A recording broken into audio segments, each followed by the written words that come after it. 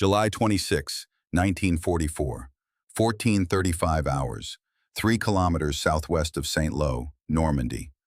Oberleutnant Hans Schreiber pressed his face against cool Norman earth as the world above transformed into shrieking mechanical hell. The sound bypassed rational thought and struck directly into primal fear centers, unlike anything from 3 years of Eastern Front combat. Not the methodical thunder of Soviet Katyushas, not the precise crack of German Nebelwerfers, but something that merged industrial machinery's scream with a demon's howl. 60 rockets, each 4.5 inches in diameter, each weighing 38 pounds, launched from a single American Sherman tank in 15 seconds. The characteristic whistle of incoming artillery multiplied 60 times, compressed into seconds. Then overlapping detonations creating sustained roar like continuous thunder refusing to end. The hedgerows shuddered, centuries-old trees splintered, earth fountained skyward. The very air seemed to tear. Schreiber's experienced mind, trained through countless artillery barrages, attempted calculation. 6, 7, maybe 8 American guns firing for effect? But the timing was wrong, too concentrated, too rapid. His second thought came quickly as smoke cleared and horror registered fully. Multiple battery-coordinated fire mission? But the sound originated from a single point, not dispersed along a gun line. His third thought opened a bottomless pit in his stomach as reality crystallized with terrible clarity. What kind of weapon system could deliver this much high explosive this quickly from a single platform? He had survived Kursk, endured 3 months of Soviet offensives, earned Iron Cross First Class for holding positions under massive bombardment. He could distinguish shell calibers by sound, calculate impact points by trajectory whistle, knew when to take cover and when to return fire.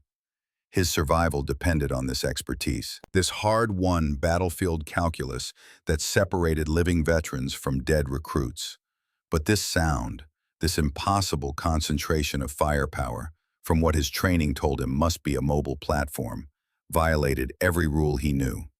The Americans, he had been assured repeatedly by intelligence officers and propaganda leaflets distributed just last week, were tactically inferior.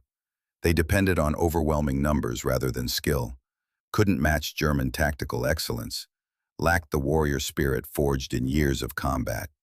Yet here they deployed a weapon that combined mobility, armor protection, and firepower density beyond anything German engineering had produced.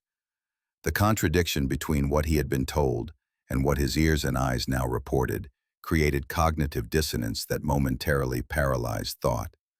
How could an inferior enemy create such weapons? How could the decadent Americans, supposedly weakened by racial mixing and democratic softness, field systems that German technical superiority had never conceived? As the barrage ended after 15 seconds of launch and 45 seconds of impact, sudden ringing silence fell across the battlefield, broken only by crackling flames and falling debris. Schreiber raised his head cautiously from the bunker entrance, ears still ringing from concussion, dust and smoke drifting through what remained of carefully prepared defensive line. 3 of his machine gun positions had vanished completely, replaced by overlapping craters still smoking. The 4th position, on the right flank, appeared intact, but no movement came from it. The carefully prepared defensive line, with registered fields of fire and interlocking positions that had taken his company 2 weeks to perfect, lay disrupted by a single vehicle salvo. Every tactical principle he knew said this should not be possible. Defensive positions required concentrated artillery fire from multiple batteries over sustained periods to suppress effectively. Single vehicles did not possess such capability. Xiaomi through the smoke and dust, he heard it clearly now. The diesel rumble of Sherman engines, advancing. Not cautiously, not tentatively probing for weaknesses, but with the confidence of an army that could afford to mount 60 rocket launchers on expendable medium tanks just to see if the experiment worked. They were coming through the breach the rockets had torn, exploiting the shock and devastation before his surviving troops could recover and re-establish defensive integrity. Standard American combined arms doctrine, but executed with such overwhelming material support that doctrine became unstoppable. He grabbed his rifle and began shouting orders to surviving troops, knowing even as words left his mouth that something fundamental had changed. This was not the war he had trained for, not the enemy he had been prepared to fight. The Americans had brought something new to the battlefield. Selfish kilometers behind American lines, Sergeant Thomas Dietz watched from his Sherman's commander cupola as the Calliope-equipped tank ahead, designated Screaming Mimi, by its crew completed its firing sequence. Even knowing what to expect, even having witnessed 3 previous Calliope salvos over the past week, the spectacle never lost its impact.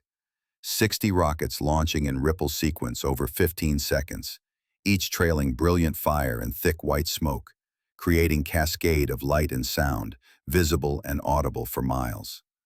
The psychological effect alone had to be devastating. Dietz, former Pittsburgh steel mill worker who understood industrial processes and American production capability on gut level, recognized the message those rockets sent beyond their explosive payload. They announced that America possessed such excess production capacity that mounting 60 rocket launchers on a medium tank was considered a reasonable experiment, not an extravagant waste of resources. That message, he knew, had to be terrifying to any German soldier with brains enough to understand implications.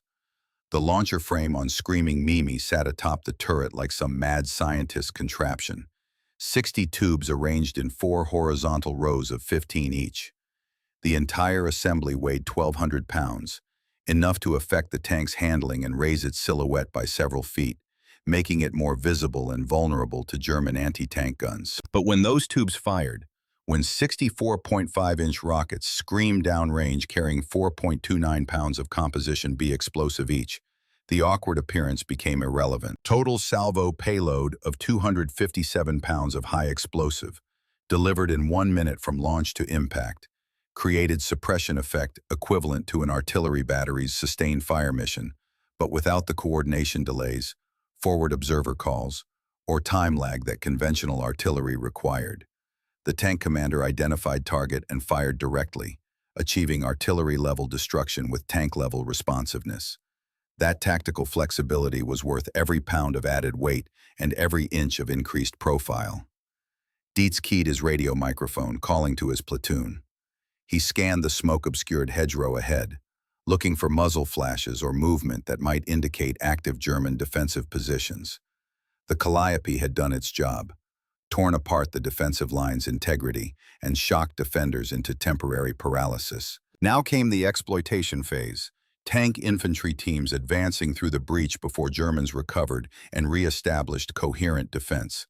This was combined arms doctrine working as designed, but with the American twist that made it nearly unstoppable.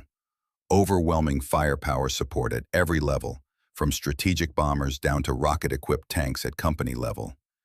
He thought briefly about the German soldiers in those positions, wondered what they must be thinking after experiencing Calliope barrage. Dietz held no particular animosity toward individual German troops. They were soldiers doing their job, same as him, caught in the machinery of total war. But he recognized with absolute clarity that they could not win, not against the industrial and military machine America had become. The Calliope symbolized everything about American war effort that made victory inevitable. Some engineer at Aberdeen Proving Ground said, "Let's try mounting 60 rocket tubes on a Sherman." And within months, the idea went from concept to combat deployment. That velocity of innovation, that willingness to experiment with imperfect solutions, that industrial capacity to produce specialized systems in numbers, that was how America fought wars. Germans could match American tanks 1 for 1, could match American soldiers man for man, but they could not match American industrial system that treated warfare as engineering problem, requiring innovative solutions backed by unlimited production. The radio crackled with reports from infantry platoons advancing on the flanks. "Anvil 6, this is Dog 2. We've reached the first hedgerow. Light resistance, 2 machine gun positions suppressed. Looks like the Calliope worked them over pretty good. Continuing advance." More reports followed, painting picture of German defensive line collapsing under combined pressure. Dietz acknowledged each transmission, maintained situational awareness, prepared to commit his tanks when infantry secured immediate hedgerow approaches. This was the rhythm of bocage fighting, Each field a separate battle, each hedgerow a fortress requiring reduction before advance could continue. Slow, grinding, casualty-intensive warfare that tested patience and consumed ammunition at astonishing rates. But America possessed patience and ammunition in quantities that made such consumption sustainable. That was the equation Germans could not solve. American logistics could sustain offensive operations indefinitely, while German logistics struggled to maintain basic defensive needs. The mathematics of abundance versus scarcity playing out in blood and steel across Norman countryside. In his damaged command bunker, Schreiber attempted to organize coherent defense from surviving elements of his company. The situation report was grim. 3 machine gun positions destroyed, 4th not responding to radio calls. Mortar team reported 1 tube operational, ammunition down to 15 rounds. The PaK-40 anti-tank gun on the left flank had taken near miss from rocket, crew shaken but gun still functional. Total effective strength perhaps 40% of pre-barrage levels, and American armor was advancing through smoke with infantry support visible on flanks. Standard tactical doctrine said fall back to secondary positions, re-establish defensive line with whatever forces remained, call for reinforcements and artillery support. But Schreiber knew with sinking certainty that secondary positions would fare no better than primary line had. If Americans possessed mobile weapons capable of delivering such devastating barrages, they would simply repeat the process at each defensive line until German forces ceased to exist as coherent military formation. He grabbed the radio handset to report to battalion headquarters, struggled to formulate words that would convey both factual situation and broader implications. How did one explain that the enemy had deployed weapons system that rendered conventional defensive doctrine obsolete? How did one communicate that the tactical calculus governing defensive warfare, force ratios and firepower densities and time-distance factors that every officer learned, required complete recalculation in light of this new capability? The words that finally emerged felt inadequate, but were all he could manage under immediate tactical pressure. Greif 6, this is Greif 2-1. Position under heavy attack following enemy rocket barrage from tank-mounted system. Defensive line compromised. Casualties approximately 60%. Enemy armor and infantry advancing. Request immediate artillery support and reinforcement. Enemy has deployed previously unknown rocket-armed tanks of devastating effect. He released the transmit button and waited for response, knowing none would come in time to matter. The Americans were already through his defensive line, exploiting breach with speed that German doctrine never anticipated. Feldwebel Kruger appeared at the bunker entrance, face blackened by smoke, uniform torn, but still functional and still carrying his MG-42 machine gun with practiced ease. The veteran sergeant's eyes met Schreiber's, and something unspoken passed between them. Kruger had served since Poland campaign, had survived 6 years of continuous combat across 3 continents, possessed battlefield instincts honed by experience that no training could replicate. When Kruger spoke, his voice carried flat certainty that admitted no argument or false optimism. Herr Oberleutnant, we need to fall back now while we still can. The armies are coming through on both flanks. We stay here, we die here, and dying here accomplishes nothing. We need to preserve what's left of the company to fight again. The tactical assessment was correct, the logic unassailable. Schreiber nodded agreement and began issuing withdrawal orders, each word bitter acknowledgement that the defensive position he had spent 2 weeks perfecting had lasted less than 1 hour under actual assault. The Calliope's genesis lay not in brilliant strategic insight, but in practical battlefield observation and American military culture's willingness to experiment with unconventional solutions. Captain James Morrison, Ordnance Corps officer assigned to Aberdeen Proving Ground in Maryland, received initial tasking in October 1943. The requirement emerged from armor commanders in North Africa and Italy, reporting need for organic area suppression capability at company level. Traditional artillery support worked well for planned attacks, but required coordination through fire direction centers, forward observer calls, communication delays that sometimes meant the difference between success and prohibitive casualties. Tank commanders wanted immediate fire support under their direct control. something that could suppress enemy defensive positions in the critical minutes before assault. Morrison's team examined the problem with characteristic American pragmatism. What existing systems could be adapted quickly without requiring entirely new weapon development? The answer emerged from reviewing captured German naval warfare documentation and intelligence on Soviet Katyusha systems. The aggression champion challenge was deceptively simple in concept, but complex in execution.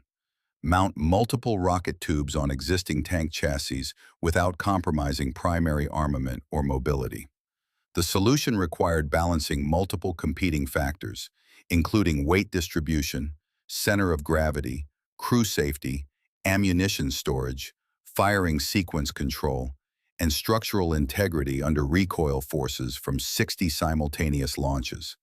Morrison's team selected M8 4.5-inch rocket as the basic projectile, already in production for infantry bazooka, anti-tank weapons, and thus requiring no new manufacturing infrastructure. The rocket offered reasonable payload, 4.29 pounds of Composition B explosive, in package small enough to mount in quantity on tank chassis.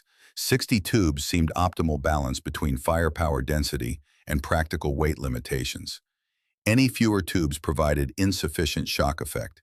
Any more tubes exceeded reasonable weight budget and created stability problems.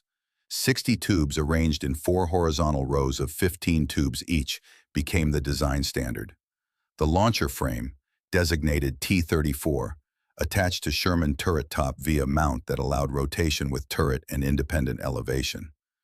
This design preserved the tank's primary 75mm gun capability, critical requirement because tanks mounting Calliope needed to function as conventional armor after expending rockets.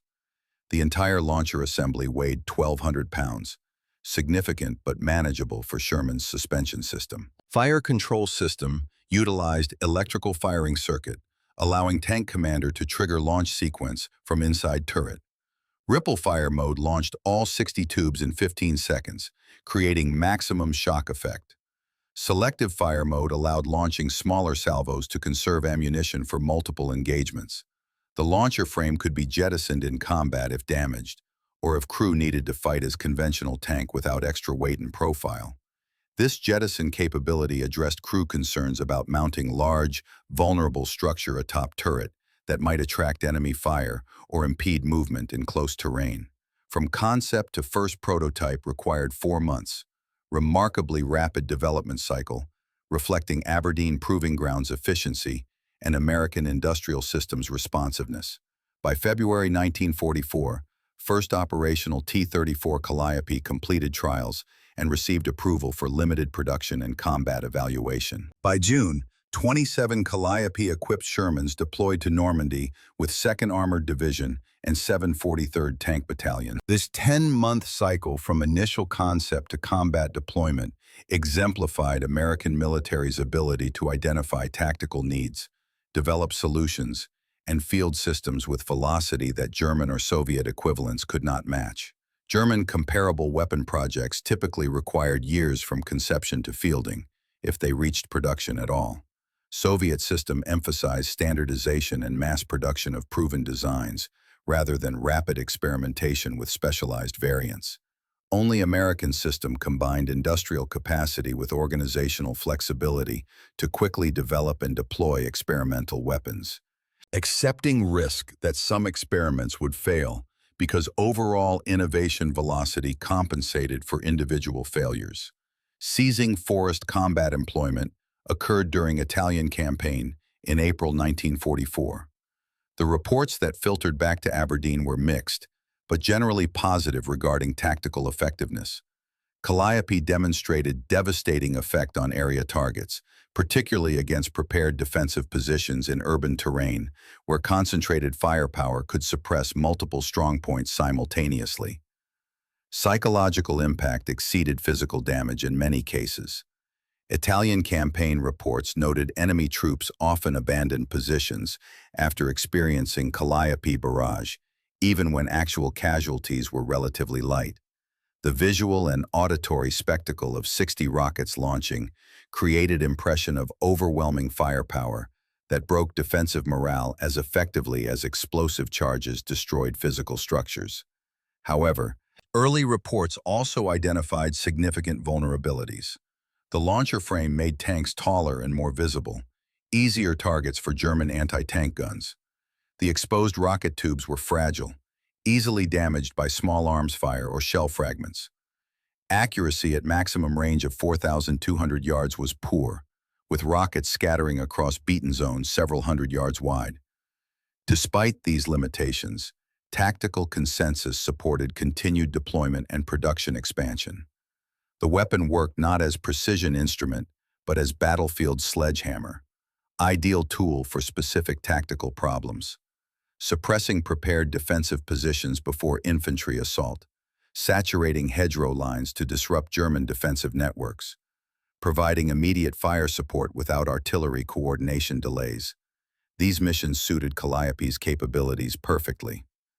Infantry following Calliope strikes consistently reported reduced resistance and faster position reduction times. The psychological dimension proved particularly valuable.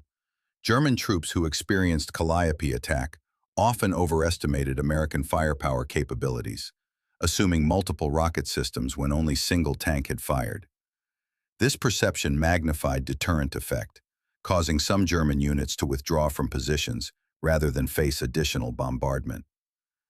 The terror weapon aspect, though not formally part of weapon design philosophy, became recognized as legitimate tactical advantage worth preserving and exploiting through appropriate employment doctrine. German intelligence agencies collected fragmentary reports about American rocket tanks from Italy, but never synthesized them into comprehensive threat assessment. Multiple factors explain this analytical failure. First, German intelligence prioritized strategic threats, particularly Allied bomber formations and invasion shipping concentrations. Tactical weapon systems received less attention unless they appeared to represent major capability shifts. Second, the reports seemed implausible to German intelligence analysts. Why would Americans mount unwieldy rocket launchers on medium tanks when they possessed overwhelming conventional artillery? The American approach contradicted German engineering philosophy, emphasizing specialized vehicles for specialized roles. Rocket artillery belonged on dedicated launcher platforms like Nebelwerfer, not on tanks. The concept of combining rocket launcher with armored vehicles seemed wasteful and tactically confused. Third, bureaucratic resistance prevented proper threat analysis. Accepting that Americans could innovate effectively contradicted Nazi ideological axioms about American racial and cultural inferiority. Intelligence reports suggesting American technical sophistication faced skeptical reception from officers whose worldview required Americans to be materially abundant but intellectually inferior. Finally, even had German intelligence properly assessed Calliope's threat, German military lacked resources to respond effectively. Every production slot, every engineering hour, every ton of steel represented hard choice between competing urgent requirements. German industry in 1944 struggled to maintain production of conventional weapons, while facing strategic bombing offensive that systematically destroyed manufacturing capacity. Developing and fielding specialized systems like tank-mounted rocket launchers required industrial slack that Germany simply did not possess. Soviet Union, despite having industrial capacity to potentially produce comparable systems, chose mass production of proven designs over experimental weapons. Soviet doctrine emphasized overwhelming numbers of standardized equipment rather than specialized variants. Only America possessed both industrial capacity and cultural flexibility to rapidly develop experimental weapons, accept the risk of some failures, and field systems in numbers sufficient to affect tactical outcomes. This combination of material abundance and innovative culture created velocity of military technical development that neither Germany nor Soviet Union could match. By July 1944, American forces in Normandy possessed 27 Calliope-equipped tanks organic to armor battalions. This represented a tiny fraction of total American armor strength, roughly 1 Calliope per 150 conventional Shermans. The scarcity made Calliope employment semi-experimental, with tank commanders still developing optimal tactics and employment doctrine. However, even this small number created disproportionate impact because American doctrine concentrated specialized assets at decisive points. Rather than dispersing Calliope tanks evenly across all units, American planners assigned them to divisions conducting major attacks where area suppression capability would prove most valuable. This concentration multiplied effectiveness, allowing multiple Calliope salvos to saturate German defensive sectors and create breakthrough opportunities. German defenders facing Calliope attacks initially had no frame of reference for the weapon, no tactical doctrine for responding, no previous experience to draw upon. The novelty factor enhanced shock effect, creating temporary paralysis that American forces exploited ruthlessly. Oberleutnant Schreiber never received intelligence briefings about Calliope systems. His tactical training emphasized known American weapons: Sherman tanks with 75mm guns, M7 Priest self-propelled howitzers, conventional towed artillery battalions, and fighter-bomber aircraft providing close air support. His defensive planning assumed conventional American attack patterns: artillery preparation lasting minutes to hours, tank infantry advance following bombardment, consolidation phase before next bound forward. The possibility that Americans might deploy entirely new weapon system, that they possessed industrial capacity and cultural flexibility to rapidly field experimental weapons, never entered his tactical calculations. This ignorance was systemic, reflecting German military's institutional failure to comprehend American industrial and innovative capacity. German doctrine treated equipment as relatively static factor. Weapons changed slowly through deliberate development cycles measured in years. The notion that enemy might field fundamentally new systems within months violated German understanding of military technical development timelines.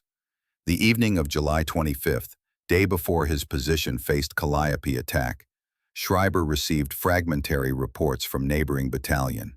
The accounts seemed confused, possibly exaggerated by shell-shocked survivors struggling to process overwhelming experience.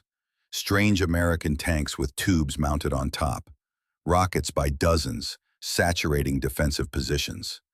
Positions destroyed before defenders could respond effectively. Schreiber noted these reports in his situation log, but did not integrate them into defensive planning. The descriptions seemed too fantastical, probably representing confused observations of conventional weapons under extreme stress conditions. Combat veterans sometimes misperceived familiar threats under pressure. Perhaps American fighter bombers with rockets, perhaps multiple artillery batteries firing simultaneously. The human mind under stress sought explanations for overwhelming experiences, sometimes creating false narratives to preserve psychological coherence. Schreiber's trained skepticism, valuable trait in officer evaluating battlefield intelligence, prevented him from recognizing genuine warning indicators. This pattern repeated across German forces throughout Normandy. Reports of devastating new American weapons circulated, but failed to coalesce into actionable intelligence because individual reports seemed implausible and institutional culture resisted accepting American innovative capability. The attack commenced at 1400 hours with conventional artillery preparation, American 105mm howitzer battalions firing 10-minute bombardment against German defensive positions. Schreiber's troops took cover in prepared bunkers and fighting positions, standard procedure during preparatory bombardment. Experienced soldiers knew to shelter during preliminary fire, then emerge rapidly when bombardment lifted to engage attacking infantry and armor. The timing was predictable, part of established tactical rhythm both sides understood. Artillery preparation meant attack was imminent. Defenders used bombardment duration to prepare weapons, check ammunition supplies, steel themselves psychologically for coming assault. Schreiber moved among his positions during lulls in shelling, offering words of encouragement to troops, verifying everyone understood their roles in fields of fire. His company had fought well over past weeks, inflicting heavy casualties on American probing attacks. They were tired, under strength, but still cohesive and determined. The defensive position was strong. They would make the Americans pay heavily for this ground, as they had for every meter since invasion began 7 weeks prior. Taxed. At 14:20 hours, American artillery fire ceased. The sudden silence after sustained bombardment always carried eerie quality, ears ringing in absence of explosions that had filled consciousness for past 10 minutes. Schreiber keyed his radio handset, calling to platoon leaders. Prepare to engage. Tanks and infantry will advance shortly. Hold fire until targets enter effective range. Conserve ammunition for confirmed targets. The standard commands, delivered hundreds of times in past 3 years, automatic response to situation all German soldiers knew intimately. Through gaps in hedgerow, he glimpsed American Sherman tanks maneuvering into assault positions, infantry forming up behind them. The attack would come through the center and left flank, he assessed. Standard American approach exploiting ground that offered best tank mobility. His PaK-40 anti-tank gun covered that avenue, positioned to engage lead tanks at 800 meters. Machine gun positions had interlocking fields of fire. Mortars were registered on likely assault routes. The equation seemed favorable despite American material superiority. One American Sherman, positioned slightly forward of others, caught his attention. Something was wrong with its profile. The turret appeared too tall, burdened by some structure he did not immediately recognize. Through his binoculars, he could see it more clearly now. Rows of tubes, dozens of them, mounted atop the turret in some kind of frame assembly. His first thought was that this might be specialized engineering vehicle, perhaps bridging equipment or mine-clearing system. But the tubes were angled upward, not forward or downward as engineering equipment would be oriented. His second thought, forming slowly as his mind struggled to process what his eyes reported, was that these might be rocket tubes. But that made no sense.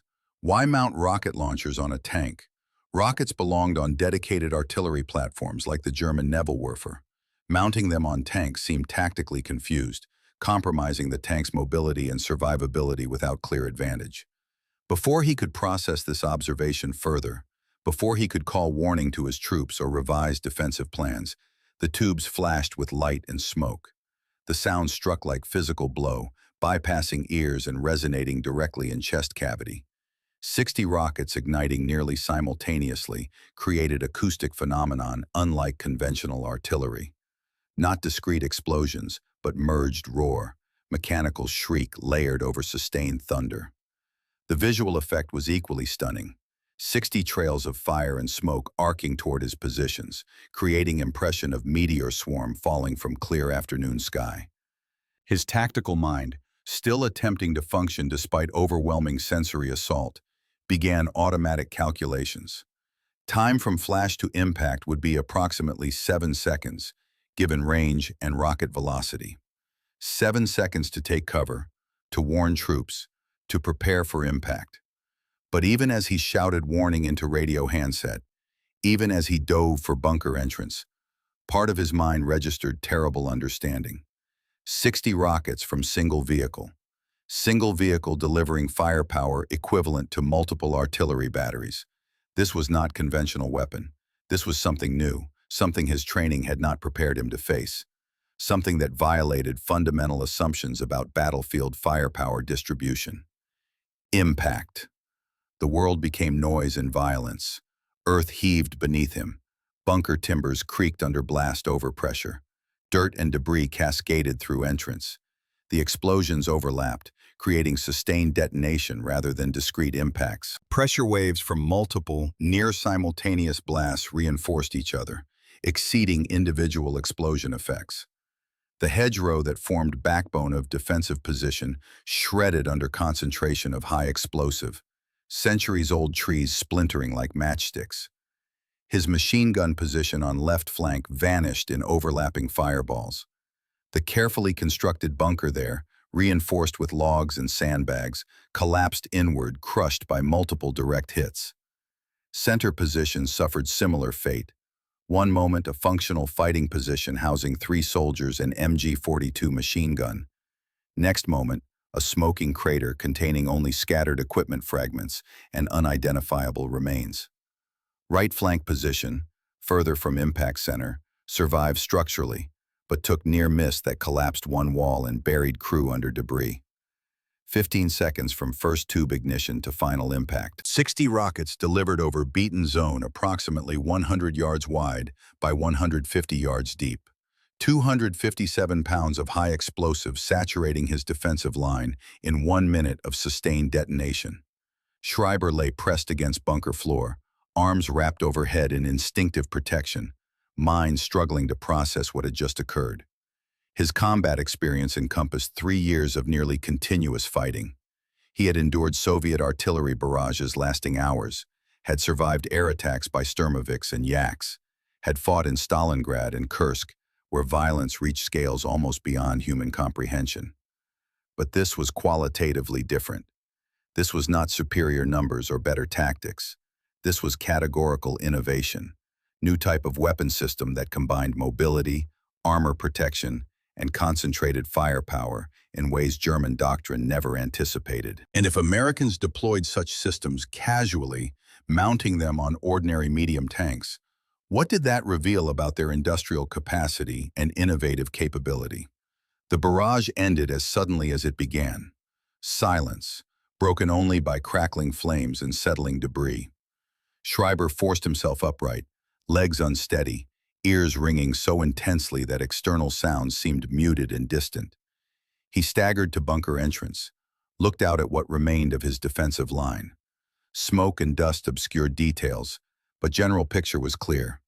Defensive position destroyed, defensive integrity compromised, multiple casualties among crew-served weapons teams that formed backbone of defense. And through the smoke came sound he dreaded. Diesel engines, American Shermans advancing. Not hesitantly, not cautiously probing for response, but with confidence of force that knew defense was broken and exploitation was now simple matter of moving forward and consolidating gains. He grabbed his rifle, began shouting orders to any troops who could still hear and respond, knowing even as words left his mouth that the battle for this position was already decided. Sergeant Tommy Dietz watched the Calliope salvo with professional appreciation mixed with visceral awe.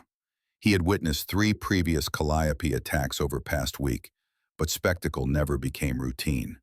60 rockets ripple firing in 15 seconds created visual and auditory experience that transcended ordinary battlefield phenomena. The sound alone was extraordinary, mechanical howl that seemed to announce arrival of some technological apocalypse. The visual effect multiplied psychological impact, stream of rockets trailing fire across afternoon sky, converging on target area, creating overlapping explosions that seemed to last forever. Through his commander's binoculars, he watched German defensive line disappear into smoke and flame, saw entire hedgerow section disintegrate under concentrated bombardment. The tactical effectiveness was undeniable, but Dietz also recognized deeper significance.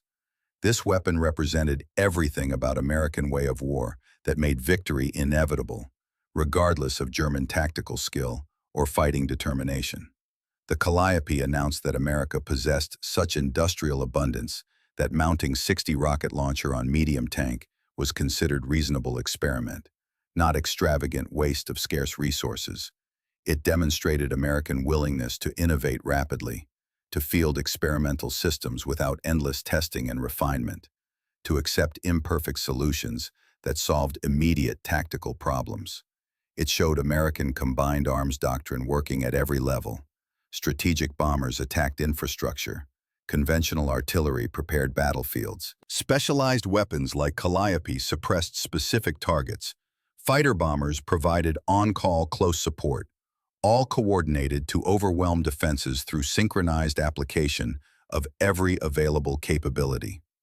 German forces might match Americans in individual categories, tank quality or soldier training or tactical doctrine, but they could not match comprehensive system that integrated everything from strategic bombing down to company-level rocket tanks into single, overwhelming offensive machine. That system, more than any specific weapon or tactic, explained why Americans were winning and would continue winning. crackled with reports from infantry platoons moving forward through smoke. Light resistance, suppressed defenders, positions destroyed or abandoned, continuing advance. The pattern repeated itself across entire attack frontage. Calliope had done its job, broken defensive lines' coherence, shocked survivors into temporary paralysis. Now came exploitation. Tank infantry teams advancing rapidly before Germans recovered and established new defensive line further back. This was rhythm of breakthrough operation, overwhelming firepower creating gap, mobile forces exploiting before enemy reacted. Germans had pioneered these tactics in 1939 and 40, when their combination of armor and air power overwhelmed French and Polish defenses. Now Americans applied same principles, but with material advantages that made every breakthrough easier, every exploitation more complete. The irony was not lost on Dietz. Germans taught the world modern combined arms warfare, then found themselves on receiving end when opponent with greater resources adopted and perfected their own methods. By August 1st, 1944, 1 week after initial Calliope employment against Schreiber's position, American forces in Normandy possessed detailed after-action reports from multiple engagements. The pattern was consistent across all actions: devastating immediate effect on target areas, high psychological impact on surviving defenders, relatively light American casualties during assault phase following Calliope barrage. Company commanders reported that infantry could advance against positions hit by Calliope with significantly reduced preliminary fire support from conventional artillery. The rocket saturation suppressed defenders sufficiently that follow-on forces faced minimal effective resistance during critical approach phase. This translated directly into reduced casualty rates during most dangerous portion of assault operations. Quantitative analysis showed units supported by Calliope tanks achieved mission objectives 30 to 40% faster than comparable units relying solely on conventional fire support. This time reduction was tactically significant, allowing American forces to maintain offensive momentum and giving German forces less time to organize counterattacks or establish fallback positions.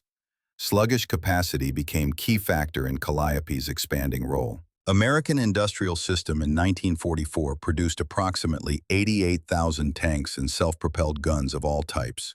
Sherman medium tank production alone exceeded 40,000 units. This output created inventory surplus that allowed American military to experiment with specialized variants without reducing conventional tank availability. Converting Sherman to Calliope configuration required mounting T-34 launcher frame and installing electrical fire control system, modifications that took approximately 40 hours of labor in well-equipped maintenance depot. By September 1944, American forces in Europe possessed approximately 200 Calliope-equipped Shermans, concentration sufficient to ensure most armored divisions had organic rocket tank capability. This represented tiny fraction of total armor strength, but created disproportionate tactical impact when concentrated at decisive points. German intelligence attempting to assess American armor capabilities faced impossible task. Not only did Americans possess overwhelming numbers of conventional tanks, they also fielded growing numbers of specialized variants, including Calliope rocket tanks, Crocodile flamethrower tanks, Rhino hedgerow cutting tanks, and numerous other adaptations. M8 rocket production demonstrated American ammunition industry's capacity to support specialized weapons at scale. Production in 1944 reached approximately 2.5 million rockets, enough ammunition to support 41,600 complete Calliope salvos. This volume was absurd by German standards, representing ammunition expenditure rate that Wehrmacht logistics system could never sustain.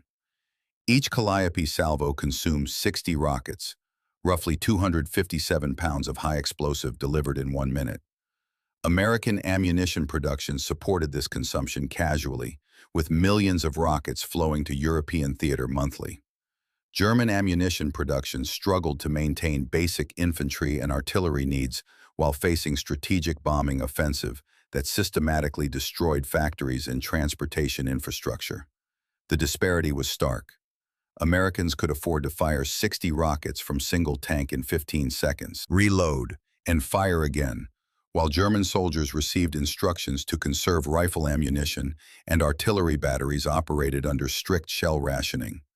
This difference in ammunition availability, multiplied across all weapon systems and all theaters, created tactical environment where American forces possessed overwhelming firepower advantage regardless of German defensive preparations or tactical skill. Complexities Hall highlighted fundamental differences between American and German approaches to weapons development and deployment. Germany developed specialized vehicles for specialized roles. Panther tank for anti-armor combat, Tiger for breakthrough operations, Sturmgeschütz for infantry support, Nebelwerfer for rocket artillery. Each system was optimized for specific mission, reflected German engineering culture, emphasizing technical excellence and role specialization. This approach produced qualitatively superior weapons in individual categories, but created logistics nightmare and limited tactical flexibility. American approach emphasized adaptable platforms with multiple variants. Sherman basic tank could be reconfigured as Calliope rocket tank, Crocodile flame tank, Rhino hedgerow cutter, recovery vehicle, or numerous other roles. This philosophy sacrificed some specialized performance for operational flexibility and logistics simplification. Sherman was never best tank in any single category, but could perform adequately across wide range of missions while maintaining common spare parts, training, and maintenance procedures across all variants. In resource-constrained environment, German approach would have been superior, but in context of American industrial abundance, adaptable platform approach multiplied effectiveness because production volume compensated for individual unit limitations. Tactical integration evolved rapidly through combat experience. Initial doctrine treated Calliope as specialized assault support weapon. Suppress enemy defensive positions immediately before infantry armor attack, then maneuver with conventional tanks. Experience in Normandy hedgerow fighting refined this approach. Tank commanders learned to position Calliope vehicles on elevated ground when possible, maximizing rocket range and coverage area. They coordinated firing sequences with conventional artillery to create sustained suppression. Artillery fire ceased, Calliope salvo launched, infantry armor assault initiated before defenders recovered.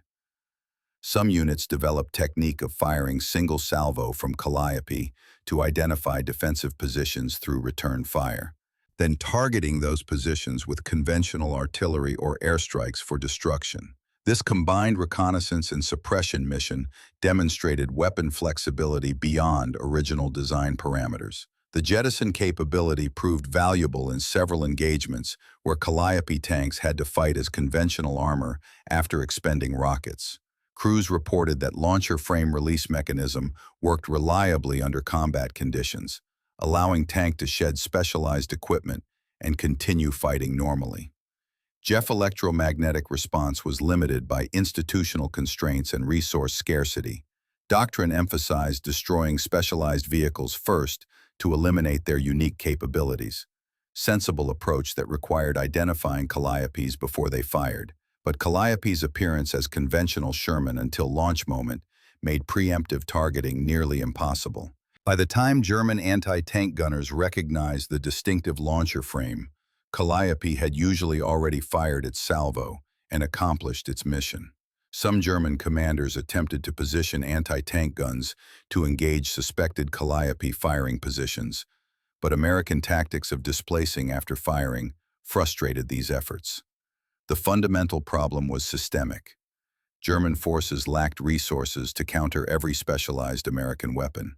Each new threat, from proximity-fused artillery shells to specialized tank variants to overwhelming fighter-bomber presence, demanded tactical adjustments and resource allocation. German military, already fighting multi-front war against numerically superior enemies while facing unsustainable attrition rates, simply could not respond effectively to accelerating pace of American innovation. Each tactical adaptation required training, resources, and time that Germans increasingly lacked. Production statistics revealed scope of material disparity. United States produced approximately 800 T-34 Calliope systems total during war. This figure represented not American maximum capacity, but rather deliberate choice to produce limited numbers of specialized system while maintaining overwhelming conventional force strength. 800 Calliope systems supported by millions of rockets enabled American forces to deploy rocket tanks at decisive points across all theaters while never risking shortage of conventional armor. Germany produced exactly 0 comparable systems. Not because German engineering lacked capability to design tank-mounted rocket launchers, but because German industrial system, stretched desperately thin meeting basic production needs while absorbing strategic bombing damage, could not afford experimental, specialized weapons. Every production slot represented agonizing choice between competing urgent requirements. More tanks or more ammunition, more aircraft or more fuel, more artillery or more trucks.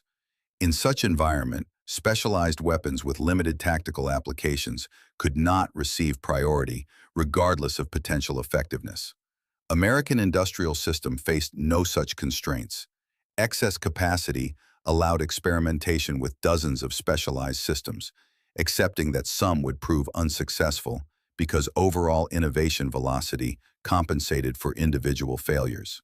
Psychological warfare dimension became increasingly recognized as Calliope employment expanded. Intelligence officers interviewing German prisoners documented consistent pattern. Soldiers who experienced Calliope attacks overestimated American firepower capabilities and expressed fatalistic belief in inevitable defeat. The visual and auditory spectacle of 60 rockets launching created lasting impression that American resources were essentially unlimited. Some prisoners reported believing Americans possessed hundreds or thousands of rocket tanks, massive overestimate of actual numbers that revealed psychological impact exceeded rational assessment. This perception worked to American advantage, creating deterrent effect that sometimes caused German units to withdraw without fighting when threatened with Calliope attack. The terror weapon aspect, though not deliberately designed into system, became recognized as legitimate capability worth preserving through appropriate employment. Some American units began deliberately exposing Calliope-equipped tanks to German observation before attacks, allowing defenders to see distinctive launcher frames and anticipate devastating barrage. This tactic sometimes induced German forces to abandon positions preemptively, achieving tactical objectives without expending ammunition or accepting casualties. By late August, Schreiber's surviving troops had encountered Calliope attacks 3 additional times during fighting withdrawal from St. Lo toward German border. Each experience reinforced lesson of American material superiority and innovative capacity. His company's strength had declined from 142 men in early July to 63 effectives by month's end. Mixture of veteran survivors and poorly trained replacements rushed forward to fill gaps. Morale remained intact through professional competence and small unit cohesion, but tactical confidence had eroded significantly. His veterans fought with skill and determination, but also with growing fatalistic acceptance that outcome was predetermined. They could delay American advance, inflict casualties, make Americans pay for ground, but they could not stop offensive machines supported by unlimited firepower and continual material reinforcement. The Calliope symbolized this reality. Americans could afford to mount 60 rocket launchers on ordinary tanks, could afford to fire salvos worth hundreds of pounds of explosives casually, could afford to experiment with specialized weapons while maintaining overwhelming conventional force strength. German forces, counting individual shells and rationing fuel by liters, faced enemy for whom scarcity was essentially unknown concept. December 16, 1944. 0530 hours. German lines east of Elsenborn Ridge, Belgium. The ground trembled under passage of German armor, hundreds of tanks and assault guns moving forward through pre-dawn darkness toward American positions. Operation Wacht am Rhein, Hitler's desperate gamble to split Allied armies and recapture Antwerp, had begun with massive artillery bombardment, followed by armored assault. Initial German surprise achieved tactical success. American front lines overrun, communications disrupted, defending units isolated and surrounded.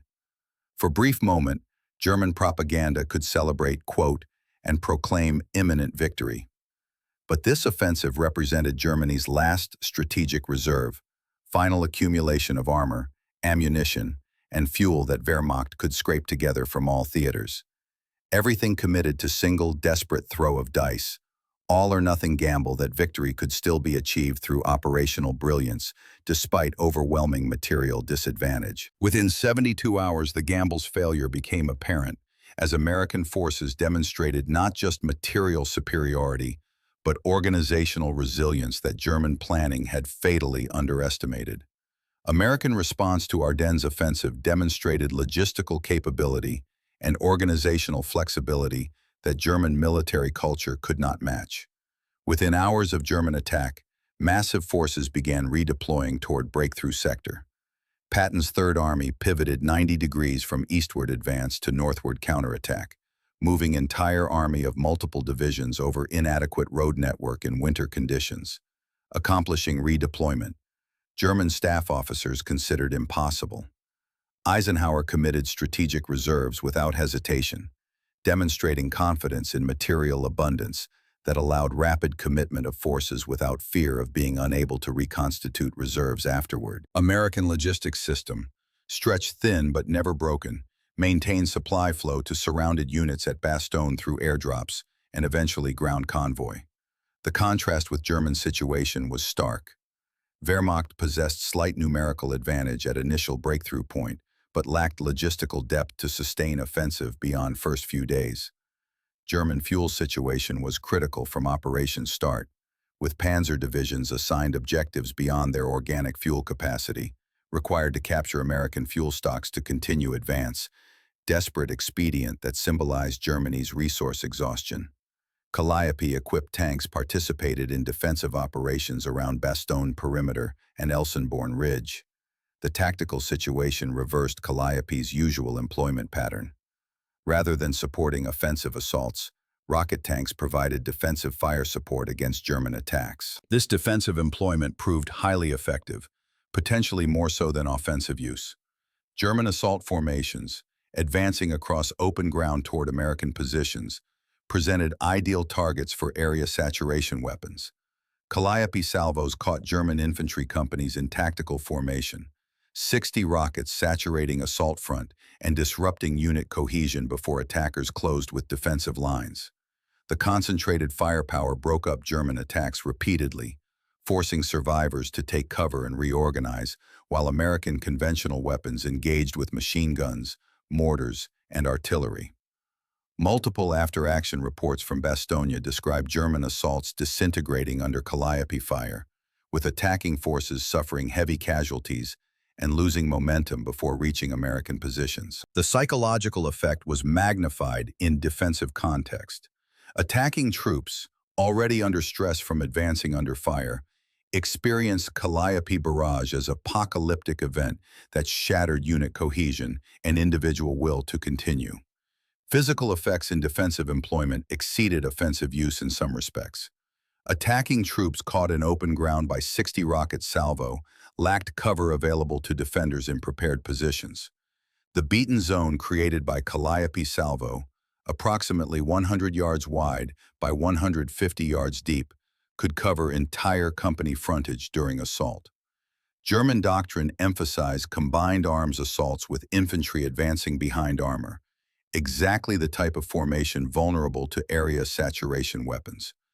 American defensive doctrine positioned Calliope tanks on elevated ground when possible, maximizing field of fire and coverage area. At Elsenborn Ridge, Calliope-equipped Shermans positioned on ridgeline dominated approaches, delivering devastating fires on German assault formations advancing uphill across snow-covered slopes. The visual effect was particularly stunning in winter conditions. 60 rockets trailing fire against snow in early morning darkness created spectacular pyrotechnics visible for miles, adding psychological dimension to physical destruction. German soldiers who survived these barrages reported in interrogations that they believed American positions were defended by overwhelming numbers of rocket artillery. massive overestimate that revealed how completely the visual spectacle dominated perception. Fuel crisis that destroyed German offensive provided bitter counterpoint to American ammunition expenditure. German panzer divisions began operation with partial fuel loads, approximately sufficient for 100 to 150 kilometers of combat movement. German planning required capturing American fuel stocks within first 48 hours to continue advance. When rapid breakthrough failed to materialize, when American resistance stiffened and reserves moved into blocking positions, German armor literally ran out of fuel within sight of massive American petroleum depots. Abandoned German tanks, perfectly functional but motionless for lack of gasoline, littered routes of advance. Simultaneously, American forces expended ammunition at rates German logistics officers considered impossible. Each Calliope salvo consumed roughly 257 pounds of high explosive. Tanks firing multiple salvos per engagement, multiple engagements per day, represented ammunition consumption that Wehrmacht's supply system could never sustain. The contrast was visceral and undeniable. German soldiers rationing rifle cartridges, while Americans fired 60 heavy rockets from single tank, reloaded from abundant ammunition stocks, and fired again. This disparity, visible in every engagement at every level, demonstrated fundamental economic reality that skill and courage could not overcome. Statistical comparison illuminated the gulf between American and German logistical capabilities. American forces in Ardennes received continuous supply via road, rail, and air transport, despite German offensive's initial disruption. Supply tonnage actually increased during Bulge operations, as American logistics system mobilized to support counteroffensive. Fuel, ammunition, food, medical supplies, replacement vehicles, everything flowed forward in quantities that maintained offensive pressure. German logistics situation collapsed within 1 week. Fuel stocks exhausted, ammunition consumption exceeded replacement, food supplies inadequate, medical evacuation impossible due to Allied air superiority. By December 24th, just 8 days into offensive, German attack had stalled completely, not from lack of fighting determination, but from resource exhaustion. Divisions at sharp end of advance sat immobilized, out of fuel, low on ammunition, unable to retreat effectively or continue attacking. American counteroffensive beginning December 26 faced German forces already defeated by logistical failure before significant tactical defeats occurred. The Ardennes offensive proved definitively that German military, regardless of tactical skill or operational planning quality, could not overcome material disparity that had grown to overwhelming proportions. German soldiers' psychological state during and after Bulge reflected dawning acceptance of inevitable defeat. Initial optimism based on surprise and early tactical success evaporated as American response demonstrated that Wehrmacht no longer possessed capability to achieve strategic surprise or exploit tactical breakthroughs. The confident American response, massive rapid redeployment, overwhelming firepower, unlimited material support, revealed that German High Command's assumptions about Allied vulnerability were fatally flawed. Soldiers like Oberleutnant Schreiber, if he had survived to December, he had not, killed in February as previously described, would have recognized Ardennes' offensive as Germany's death spasm, rather than genuine bid for victory. Many German veterans reached similar conclusions independently. Post-battle interrogations revealed consistent pattern. Prisoners expressed fatalistic acceptance that war was lost, that continued resistance merely delayed inevitable defeat, that Germany faced complete military collapse within months. This psychological defeat, preceded by material defeat, but following it inevitably, represented final stage of Wehrmacht's decomposition as effective military force. Rhine crossing operations in March 1945 provided final major employment for Calliope systems.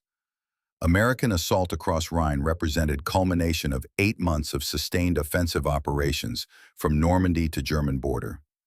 German forces defending Rhine were shadows of previous strength, depleted by months of attrition, critically short of fuel and ammunition, increasingly staffed with old men and boys rather than trained soldiers. American assault plan for Rhine crossing demonstrated material abundance applied at every level. Massive aerial bombardment preceded ground assault. Conventional artillery saturated defensive positions. Smoke generators obscured crossing sites. Specialized equipment, including amphibious vehicles and pontoon bridges, enabled rapid force buildup on East Bank. Calliope-equipped tanks positioned on West Bank provided direct fire support, saturating German positions on East Bank during critical minutes when assault boats were most vulnerable crossing river. The massed rocket fire suppressed German defenders through period when American forces were least able to defend themselves, small boats in open water presenting perfect targets if Germans could maintain effective fire. After bridgeheads secured and pontoon bridges established, Calliope tanks crossed and supported breakout operations into German interior. Final weeks of European war saw Calliope employment in urban warfare as American forces advanced through German cities. The area saturation capability proved valuable against prepared defensive positions in buildings and city blocks. However, urban fighting also highlighted Calliope's limitations. Close ranges reduced need for concentrated rocket fire, while exposed launcher frames were vulnerable to German Panzerfaust anti-tank rockets fired from upper-story windows. Some units removed launcher frames from Calliope tanks during urban operations, reverting to conventional Sherman configuration, more suitable for close-quarters combat. This tactical flexibility, ability to adapt equipment to mission requirements, exemplified American pragmatic approach. Calliope was tool with specific applications, not universal solution. American doctrine recognized this distinction and employed weapon appropriately rather than insisting on universal application, regardless of tactical context. Final German military assessment of American weapons capabilities, compiled in March 1945 as Wehrmacht disintegrated, cataloged American systems with clinical detachment of doctors describing terminal patients' symptoms. Intelligence reports listed Calliope rocket tanks alongside proximity-fused artillery shells, overwhelming fighter-bomber presence, unlimited logistics support, massive armor and infantry formations continuously reinforced. These reports noted not individual systems but cumulative effect. Americans had transformed warfare into industrial process where production capacity and logistics determined outcomes more than tactical excellence or fighting determination. One captured General Staff document found in 7th Army headquarters stated with unusual clarity, quote, "This assessment, stripped of propaganda and ideological delusion, represented German professional military's final understanding of why they lost. They brought traditional military virtues including courage, skill, and tactical excellence to total industrial war. Americans brought factory output, unlimited logistics, and continuous innovation. Factory always won." March 22, 1945. American armor columns advancing beyond Rhine. German resistance fragmenting into isolated strongpoints and last-stand positions. Oberleutnant Hans Schreiber was 3 months dead by this point, killed during defensive action near Prüm in early February, when Calliope salvo struck his forward observation post. His company had ceased to exist as coherent unit in January. Survivors absorbed piecemeal into other formations or captured during various engagements. But the lessons Schreiber had learned in his final months, the psychological journey from confident professional soldier to nihilistic acceptance of inevitable defeat, that progression had been replicated across Wehrmacht at all levels. By March 45, German military no longer harbored illusions about material balance or possible victory. Officers and soldiers alike understood they fought only to delay inevitable defeat, to maintain unit cohesion and professional standards in face of hopeless situation, to protect retreating civilians from Soviet advance in East. The Western Front had become formality. American and British forces advancing against German formations that fought when directly threatened, but increasingly willing to surrender when bypassed or surrounded, rather than dying for positions that no longer had strategic meaning. His unsent letter to his wife, discovered in his personal effects after his death, provided historical footnote, revealing one German officer's intellectual and emotional journey. The letter, dated January 28, 45, 2 days before his final battle, contained passages of unusual candor and insight rarely found in official documents or conventional war memoirs. The letter continued with specific examples drawn from Schreiber's personal combat experience. He described encountering Calliope for first time, the psychological shock of witnessing single tank deliver firepower equivalent to entire artillery battalion, the dawning realization that Americans possessed such excess capacity that mounting 60 rocket launchers on medium tanks was considered reasonable experiment rather than wasteful luxury. He compared German ammunition rationing, soldiers instructed to conserve individual rifle cartridges, with American expenditure rates that seemed designed to overwhelm through sheer volume, regardless of tactical necessity. He described finding abandoned American equipment, entire trucks filled with rations or ammunition, simply left behind when units advanced. Waste that would have been criminal in Wehrmacht, but represented casual abundance in American forces. They can afford to experiment, he wrote. They can afford to fail. They can afford to waste. We cannot afford anything. That is the essential difference that determines everything else. His final paragraphs achieved unusual eloquence given writer's circumstances.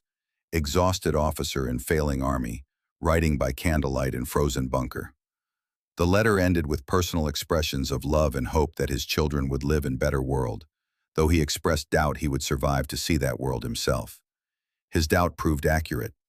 2 days later, he died in Calliope barrage, victim of the very weapon system whose implications he had understood more clearly than most.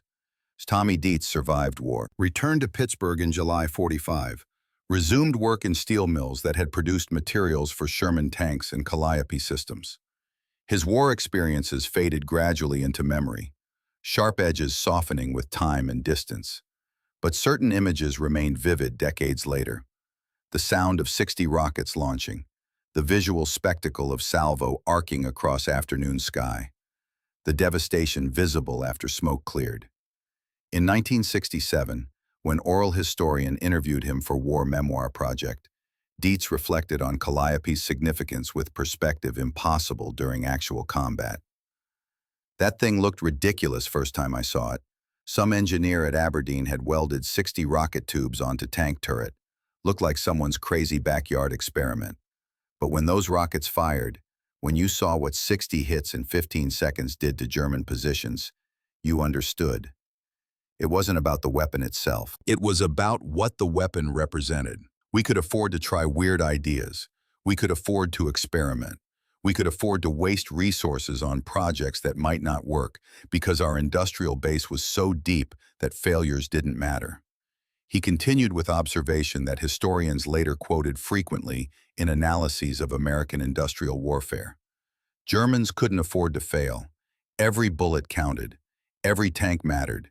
Every gallon of fuel was precious. So they couldn't experiment, couldn't try new ideas unless they were absolutely certain those ideas would work.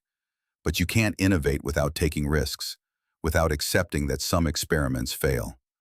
We could take those risks because we had the capacity to absorb failures. That's how we won. Not because we were better soldiers, man for man Germans were probably better trained. Not because our equipment was superior. A lot of German weapons were technically better than ours. We won because we could afford to try 100 different ideas, knowing 90 of them might fail, because the 10 that worked would give us enough advantage to win. Calliope was one of those ideas that worked. It wasn't perfect. It had lots of problems, but it solved tactical problem well enough, and we could produce it in numbers. That's the American way of war right there. Sluggishest reflection captured essential truth about industrial warfare's nature that academic historians would spend decades analyzing and debating.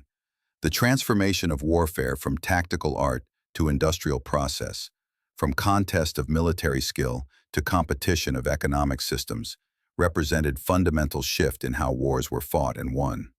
Traditional military virtues, including courage, tactical skill, operational excellence, remained necessary, but no longer sufficient for victory. Industrial capacity, logistics capability, innovative velocity, these factors achieved equal or greater importance in determining outcomes.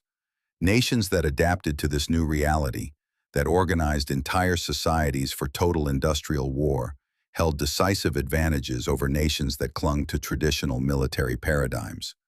American military system, reflecting broader democratic societies' characteristics, proved remarkably well adapted to industrial total war's requirements. Decentralized decision-making encouraged innovation at all levels. Free market economic system, when mobilized for war effort, generated production volumes that command economies could not match.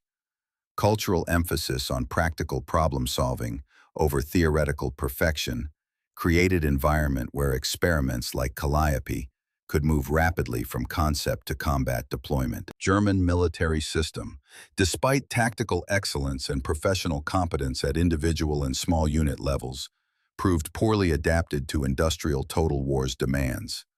Rigid hierarchical command structure discouraged bottom-up innovation. Economic system organized around ideological principles rather than efficiency considerations generated production bottlenecks and resource misallocation.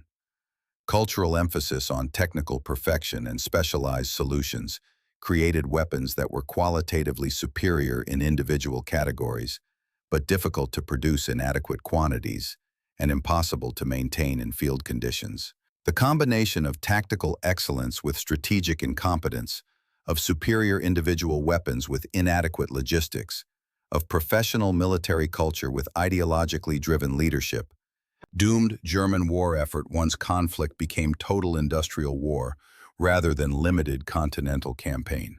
Calliope symbolized these systemic differences in compact form. Americans could afford to mount 60 rocket launchers on ordinary tanks because their system supported such experimentation. Germans could not, and that inability reflected and revealed broader, systemic inadequacies that determined war's outcome. Soviet perspective on weapons like Calliope added additional dimension to understanding. Soviet forces deployed rocket artillery extensively, most famously Katyusha systems that became symbols of Red Army firepower. However, Soviet approach differed significantly from American methods.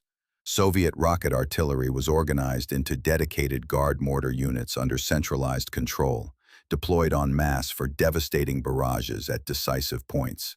This approach reflected Soviet military culture, emphasizing massed firepower application and centralized operational control. Soviet doctrine would never have mounted rocket launchers on individual tanks for company-level commanders to employ independently.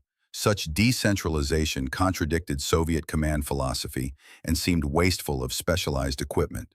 American approach of pushing firepower down to lowest practical tactical level, giving company commanders organic area suppression capability, reflected democratic military culture that emphasized initiative and decentralized execution. Neither approach was inherently superior in abstract sense, but in context of Western Front operations, where fluid mobile warfare required rapid decision-making and decentralized execution, American approach proved more effective. Calliope allowed American company commanders to suppress enemy positions immediately without coordinating through higher headquarters, reducing time lag between identifying target and engaging it. Post-war analysis conducted by U.S. Army assessed Calliope's overall effectiveness with characteristic American pragmatism. Official reports noted mixed results: devastating against area targets and prepared defensive positions, less effective against hardened fortifications or mobile armored targets, vulnerable due to exposed launcher frame. Recommendations suggested future systems should incorporate better armor protection for rocket tubes and improved accuracy for engagement at longer ranges. However, reports consistently emphasized that psychological effectiveness exceeded physical damage in many cases. The terror weapon dimension, though not deliberately designed into system, proved legitimate tactical advantage. German forces that encountered Calliope attacks consistently overestimated American firepower capabilities and expressed fatalistic beliefs about inevitable defeat. This psychological impact, difficult to quantify, but repeatedly documented in prisoner interrogations and captured documents, justified continued production and deployment, even when purely physical effectiveness might not have warranted specialized system. Doctrinal evolution influenced by Calliope experience shaped post-war American military thinking. The concept of mounting massed rocket systems on mobile armored platforms became accepted doctrine, leading to developments including improved Calliope variants in Korean War, and eventually modern multiple-launch rocket systems like M270 MLRS. The core principle remained constant: combined mobility, armor protection, and concentrated firepower for maximum tactical flexibility. Push firepower capability down to lowest practical level, minimizing coordination delays and maximizing responsiveness. Accept some inefficiency and imperfection in individual systems because volume and flexibility compensate for limitations. These principles, validated by Calliope experience among many other weapons programs, became foundational elements of American Cold War military doctrine. Emphasis on technological solutions to tactical problems, willingness to experiment with unproven systems, acceptance of development risk because innovation velocity mattered more than individual program success rates. These approaches dominated American military technical development for decades after Second World War ended. Soviet observation of American experimental weapons, including Calliope, influenced their own development programs. Soviet military, despite ideological hostility toward capitalist systems, demonstrated pragmatic willingness to adopt effective enemy innovations. Post-war Soviet armor development included several tank-mounted rocket launcher systems, clearly influenced by Calliope concept. Though implemented through Soviet design philosophy, emphasizing standardization and mass production, rather than American emphasis on adaptable platforms with multiple variants. The intellectual cross-pollination between American and Soviet military technical development, despite Cold War hostilities, demonstrated that effective innovations transcended ideological boundaries. Calliope's basic concept of mounting rocket artillery on tank chassis proved sound enough that both democratic and communist military systems adopted variations of the approach, each adapted to their specific doctrinal requirements and industrial capabilities. This technological dialogue, conducted through observation and analysis of enemy systems rather than formal exchange, drove military innovation throughout Cold War era. Historical assessment of Calliope's actual impact remains subject to scholarly debate. Some military historians emphasize limited production numbers, approximately 800 systems total, and argue that Calliope's contribution to Allied victory was marginal compared to overwhelming advantages in conventional weapons, logistics, and manpower. These analyses note that majority of American armor remained conventional Sherman tanks without specialized rocket systems, that conventional artillery provided bulk of American fire support, that Calliope's tactical applications were limited to specific situations. Other historians argue that Calliope's significance exceeded its direct battlefield contributions, that weapons symbolized American innovative capacity and demonstrated industrial systems' ability to rapidly develop and deploy experimental systems. These analyses emphasize psychological impact on German forces, deterrent effect that sometimes achieved tactical objectives without firing shots, and broader implications of American military culture that encouraged experimentation at all levels. Balanced historical judgment recognizes both perspectives contain validity. Calliope was neither decisive war-winning weapon nor insignificant curiosity. It represented one example among thousands of American military's ability to identify tactical problems, develop solutions, and field systems rapidly enough to affect ongoing operations. Its importance lay not in individual battlefield effectiveness, but in what it revealed about competing military-industrial systems. Americans could afford to experiment with specialized weapons because industrial base supported continuous innovation. Germans, despite tactical excellence and technical sophistication, lacked industrial slack to develop comparable systems. This disparity, multiplied across all warfare dimensions, from strategic bombing to tactical weapons to logistics systems, explained Allied victory more completely than any single weapon or battle. Calliope mattered because it was symptom of deeper systemic advantages that made American and Allied victory inevitable once industrial capacities were fully mobilized. The lessons learned from Calliope's development and employment extended far beyond immediate tactical applications, influencing American military doctrine and defense industrial policy for remainder of 20th century and into 21st.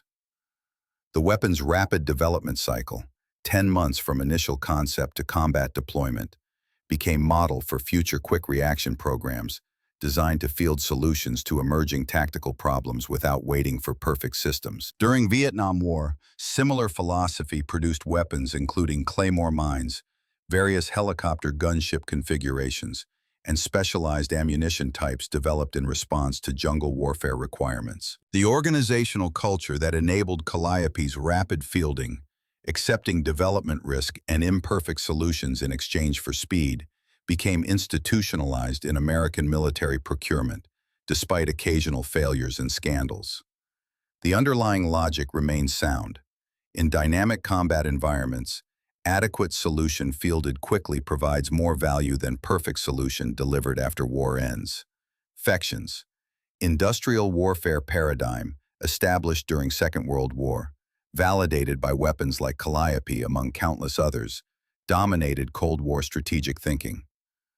American defense planning assumed that technological superiority, combined with industrial capacity, would offset Soviet numerical advantages in conventional forces. This assumption drove massive investment in military research and development, creating institutions including Defense Advanced Research Projects Agency, whose explicit mission was fostering innovation and maintaining American technological edge. The philosophy reflected lessons learned from Second World War. Nations that innovate faster and field new capabilities more rapidly hold decisive advantages, regardless of current force balances. Calliope demonstrated this principle in microcosm. The weapon itself was not revolutionary, but American systems' ability to rapidly develop and deploy it revealed organizational and industrial capabilities that adversaries could not match. During Cold War, maintaining similar innovation velocity became central strategic objective, consuming enormous resources but providing psychological and military advantages that justified investment. Psychological warfare dimension, identified through Calliope employment, influenced Cold War weapons development significantly. Military planners recognized that perceived capability sometimes mattered more than actual performance, that weapons creating strong impressions could achieve deterrent effects exceeding their physical characteristics.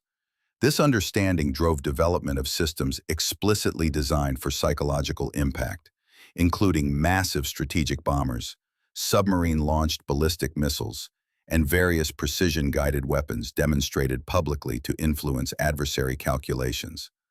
Calliope had functioned inadvertently as terror weapon, its visual and auditory spectacle creating fear disproportionate to actual casualties inflicted.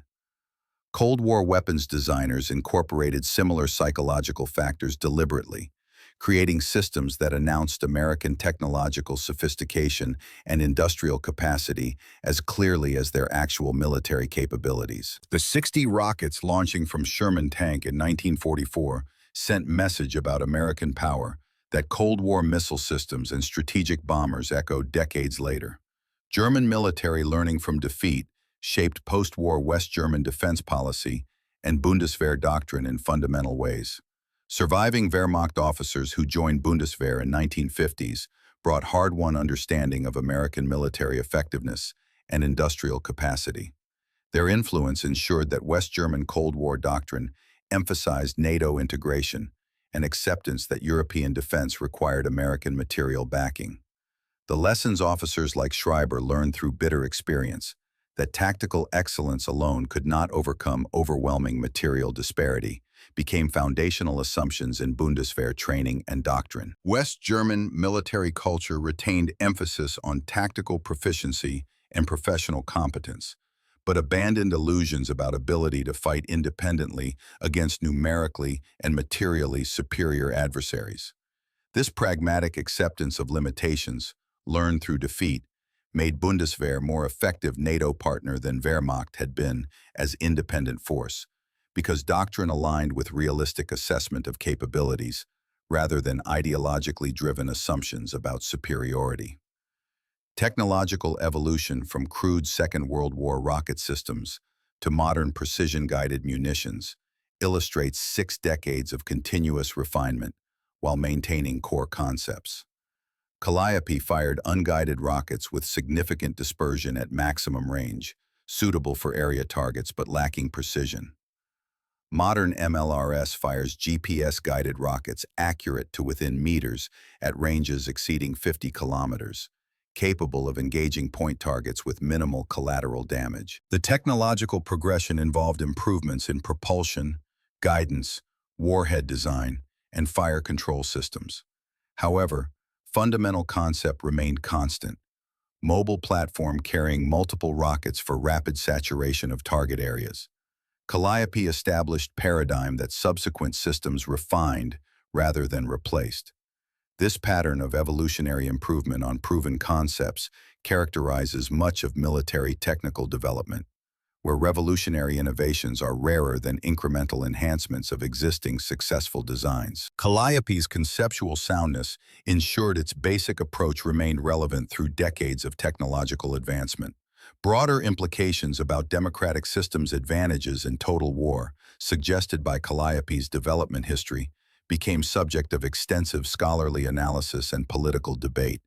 Some analysts argued that democracy's emphasis on individual initiative, free market economics, and decentralized decision-making provided systematic advantages in mobilizing for total war, despite appearing less efficient than centralized authoritarian systems. Calliope's development exemplified this thesis.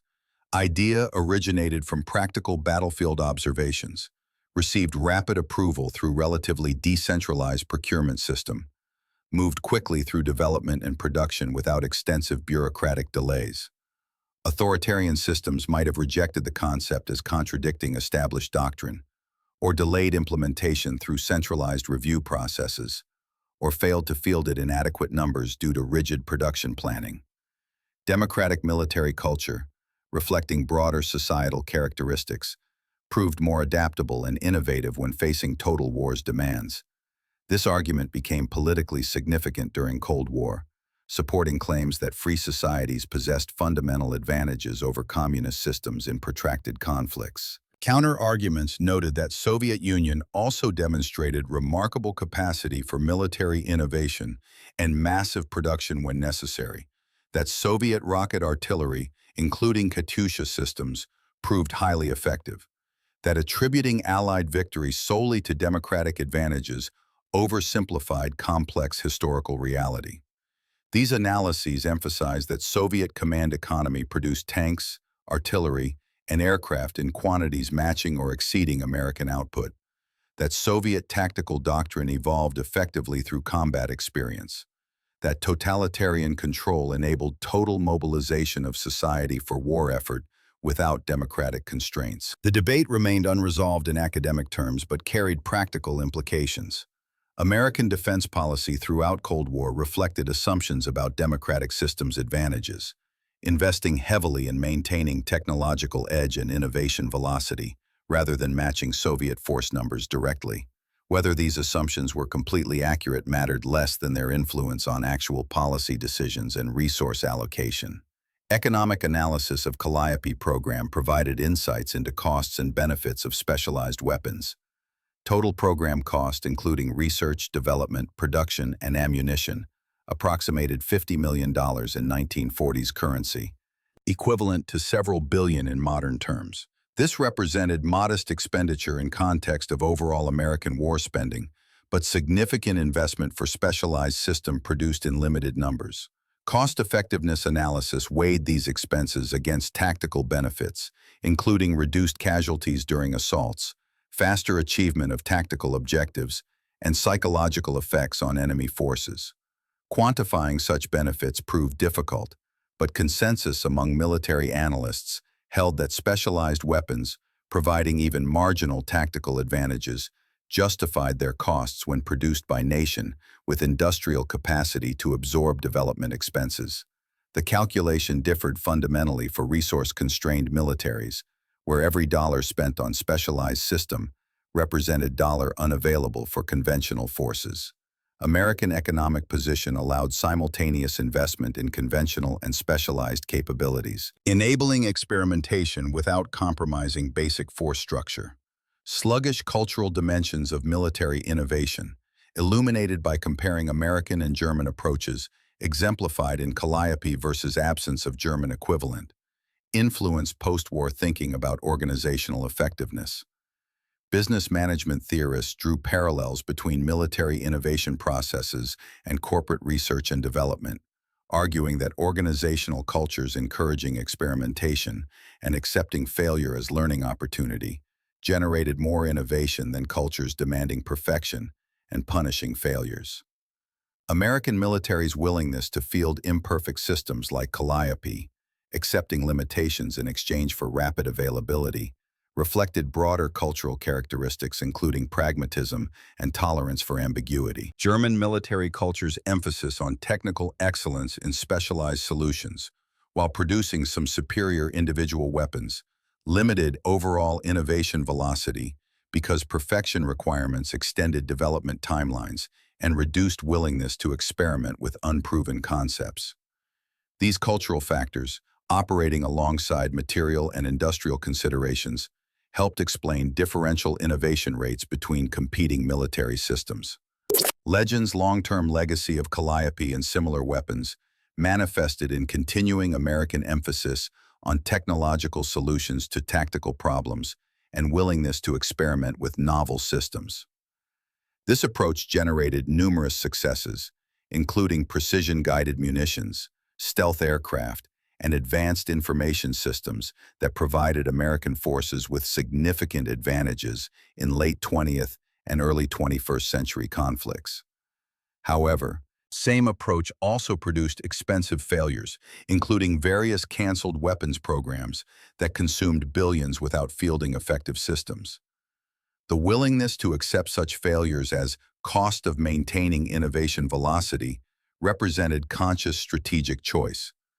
Better to try many approaches, knowing some will fail, than to attempt only certain successes and risk technological stagnation. Calliope's successful development and deployment validated this philosophy, providing historical example that justified continued investment in experimental weapons despite inevitable failures. The rocket tank firing 60 projectiles in 15 seconds became symbol of American innovative approach, reminder that willingness to experiment and capacity to field imperfect solutions rapidly could prove decisive advantages in dynamic combat environments. The ultimate lesson embedded in Sherman Calliope's development and employment transcended tactical considerations, revealing fundamental truths about how industrial democracies wage total war. The weapon itself, 60 rocket tubes mounted on medium tank, mattered less than what it represented. Americans possessed such excess industrial capacity that mounting specialized experimental weapons on ordinary combat vehicles was considered reasonable rather than extravagant. They maintained organizational flexibility that enabled rapid movement from concept to combat deployment. They embraced pragmatic philosophy, accepting imperfect solutions if those solutions addressed immediate tactical needs. They pushed firepower capability down to lowest practical command level, empowering company commanders with organic area suppression, previously requiring battalion-level artillery coordination. Each of these characteristics, multiplied across thousands of programs and millions of pieces of equipment, created military machine that overwhelmed opponents through systematic advantages rather than individual superiority in any single dimension. Calliope announced these advantages with every salvo, 60 rockets trailing fire across battlefield, carrying message that extended far beyond their explosive payload. Silenced German soldiers who faced Calliope attacks learned harsh lesson about industrial warfare's true nature. Oberleutnant Hans Schreiber's intellectual journey from confident professional to nihilistic acceptance of inevitable defeat documented in his unsent final letter, exemplified broader German military's psychological collapse when confronting American material superiority. Schreiber and thousands like him fought with courage and skill that never wavered, held positions tenaciously, inflicted heavy casualties through tactical excellence. But courage and skill proved insufficient against enemy that could afford to experiment continuously, to field specialized weapons in numbers, to expend ammunition at rates that seemed designed to overwhelm through volume, regardless of tactical necessity. Every Calliope salvo reinforced this lesson. Every 60-rocket barrage announced that Americans fought different kind of war where production capacity mattered more than individual valor, where industrial abundance trumped tactical brilliance, where democratic systems' efficiency exceeded totalitarian systems' supposed organizational advantages. German soldiers brought swords to factory fight and wondered why swords lost.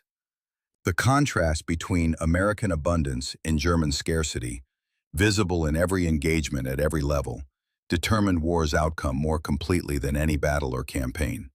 Americans mounted 60 rocket launchers on expendable medium tanks, fired salvos worth hundreds of pounds of explosives, reloaded from abundant stocks and fired again. Germans rationed individual rifle cartridges, counted artillery shells, measured fuel by liters. This disparity reflected underlying economic realities that military operations made visible but could not alter. American industrial system, mobilized for total war while retaining market economy efficiency, outproduced German command economy by factors that made continued German resistance mathematically futile once both sides fully committed to total industrial war. Calliope symbolized this disparity in compact, devastating package. The weapon's existence proved Americans possessed not just more resources, but fundamentally different approach to warfare itself. Approach that treated tactical problems as engineering challenges, requiring innovative solutions backed by unlimited production.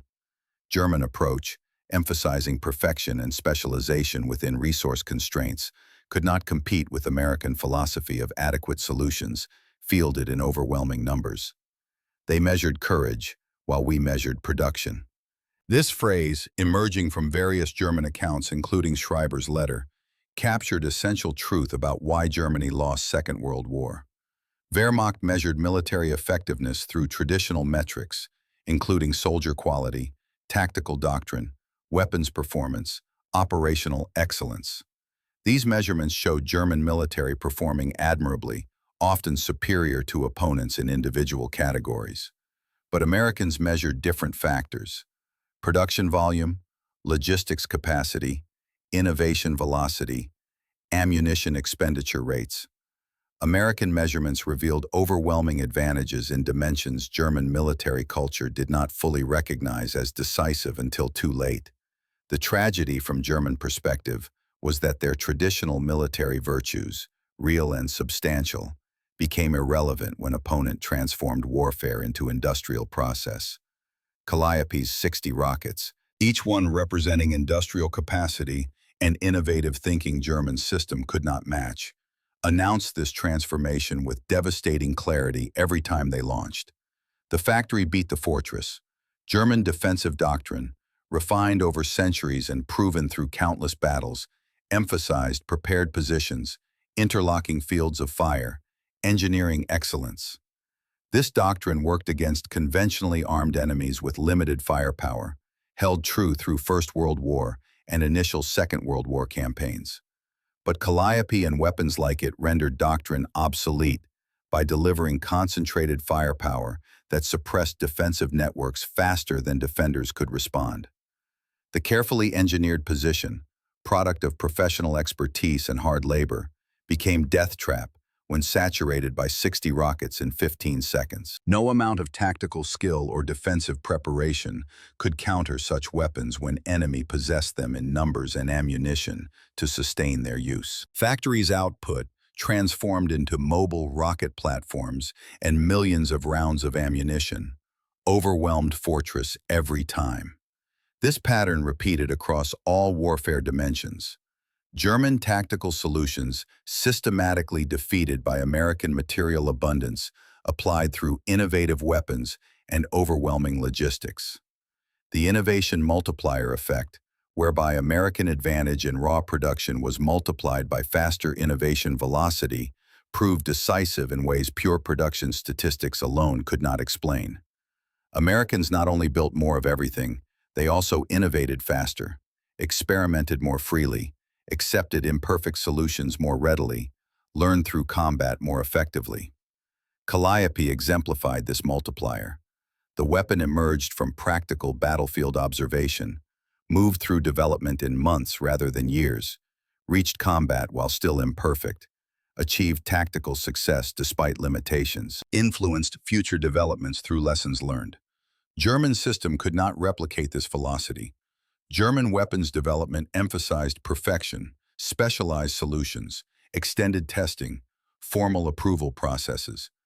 These approaches produced qualitatively superior weapons in some categories, but at cost of reduced innovation velocity and inability to respond rapidly to changing tactical conditions. In dynamic combat environment, adequate weapon fielded quickly provided more value than perfect weapon delivered late. Americans understood this intuitively. Germans learned it through defeat. Remorse's triumph over totalitarianism, suggested by American victory in general, and symbolized by weapons like Calliope specifically, became dominant narrative in Western historiography and political discourse. This narrative argued that democratic systems' characteristics, including decentralized decision-making, market economics, individual initiative, and cultural flexibility, provided systematic advantages in total war despite appearing less efficient than centralized authoritarian systems. Calliope's development validated this thesis. Free society encouraging experimentation produced innovative weapons faster than totalitarian society, demanding ideological conformity and punishing failure. The narrative carried obvious political utility during Cold War, supporting arguments that free world would ultimately prevail over communist bloc through superior innovation and economic efficiency. Whether narrative fully captured complex historical reality remained debatable, but its influence on actual policy and strategic thinking proved substantial and lasting. The German officer's final wisdom, expressed in Schreiber's last letter as rockets fell around him, achieved unusual eloquence given circumstances. We cannot win because they can afford to mount 60 rocket launchers on ordinary tanks while we count every shell. This understanding, reached too late to alter outcomes, contained essential truth about industrial total war. Material abundance, when properly organized and applied, defeated tactical excellence every time. Courage and skill mattered, remained necessary for military effectiveness, but no longer proved sufficient for victory. Production capacity determined outcomes more than battlefield performance. Americans won not because they were better soldiers, they were not. Not because their tactics were superior, they were not. They won because they could afford everything. Afford to experiment, afford to fail, afford to waste, afford to deploy specialized weapons in numbers that made incremental advantages cumulative and decisive. This was war's new reality, and Germany entered that war unprepared for its demands, clinging to outdated assumptions about what determined victory until those assumptions proved catastrophically wrong. Sexism through time. From Calliope's rockets in 1944 to modern precision-guided munitions in 21st century, demonstrates continuity in American military approach. The specific technologies evolved dramatically, but underlying philosophy remained constant. Solve tactical problems through technological innovation. Field solutions rapidly, even if imperfect. Leverage industrial capacity to produce specialized systems in numbers. Push capabilities down to lowest practical command level. Accept development risk because innovation velocity matters more than individual program success rates. This approach generated numerous expensive failures alongside significant successes, but overall created military that maintained technological edge through continuous innovation rather than defending specific capabilities. Calliope's legacy lives not in the weapon itself, long since obsolete, but in the organizational culture and strategic philosophy it exemplified. That culture and philosophy, forged in Second World War crucible and validated by weapons like the rocket tank firing 60 projectiles in seconds, shaped American military effectiveness for 70 years and continues influencing defense policy today. Metaphor captures everything. 60 rockets launching from Sherman tank, trailing fire across Norman sky, announced fundamental truth about modern warfare. Industrial capacity deployed through innovative weapons defeats traditional military virtues, no matter how courageously applied.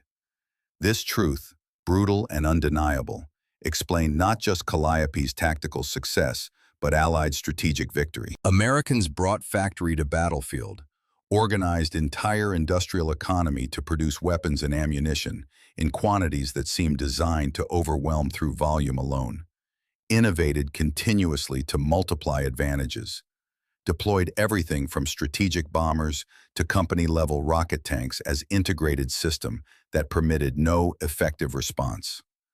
Germans brought tactical excellence, operational skill, individual weapons superiority, warrior spirit. These proved insufficient. The rocket's red glare, visible for miles, audible for kilometers, announced this insufficiency with every salvo. German soldiers, veterans who believed they had seen everything, learned final devastating lesson. In industrial total war, nation that can mount 60 rocket launchers on expendable medium tanks, that can fire them repeatedly knowing ammunition will be replaced, that can experiment with such weapons because industrial base supports continuous innovation. That nation has already won. Victory becomes simply matter of time required to translate material advantages into territorial conquest and enemy surrender. Calliope's rockets, screaming across battlefield in their devastating salvos, carried this message more clearly than any strategic analysis could convey. The sound announced that old warfare had ended and new warfare had begun, and only one side had adapted to new reality. That made all the difference.